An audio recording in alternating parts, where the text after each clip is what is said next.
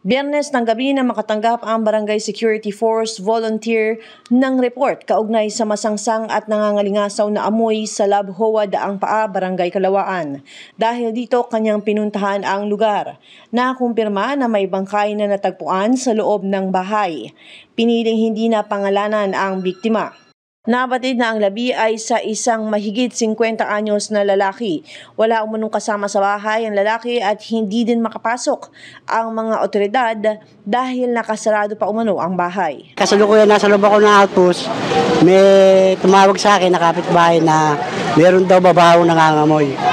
Ngayon, nung naamoy ko, may litusan akong tao, pinasilip ko, pinasampa ko sa motor para masilip kung ano.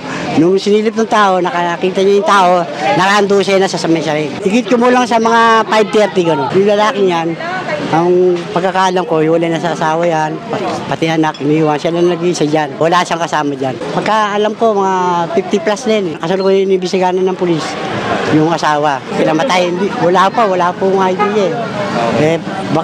Pagkakaalam ko, baka isaw ko yan para malaman ko ano kinamatay. Inutusan po kasi ako nung barangay tanod na tignan po yung kung ano yung nangangamoy doon po sa may bahay po yan. Nakita ko po nakahiga po si nangingitim na po siya. Kasi mambaho na po talaga. Sinabi ko lang po sa kanila, tumawag na po sila ng pulis tsaka barangay po. Lagi naman po siya dyan nakatambay. Tapos naninigarilyo dyan sa harapan ng pintuan niya. Sama, ano po yan, palakwento rin po. Meron po, may asawa at anak po yan, alam ko. Pero siya lang po mag-isa dyan sa bahay nila ngayon. Yun, alam ko po, hiwalay po.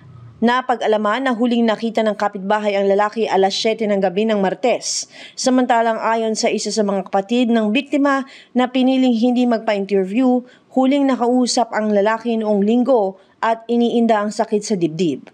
Sa kasalukuyan ay iniimbestigahan pa ang insidente at inaalam kung may nangyaring foul play. Ako si Luan Peñano para sa latest ng iNews Pasig.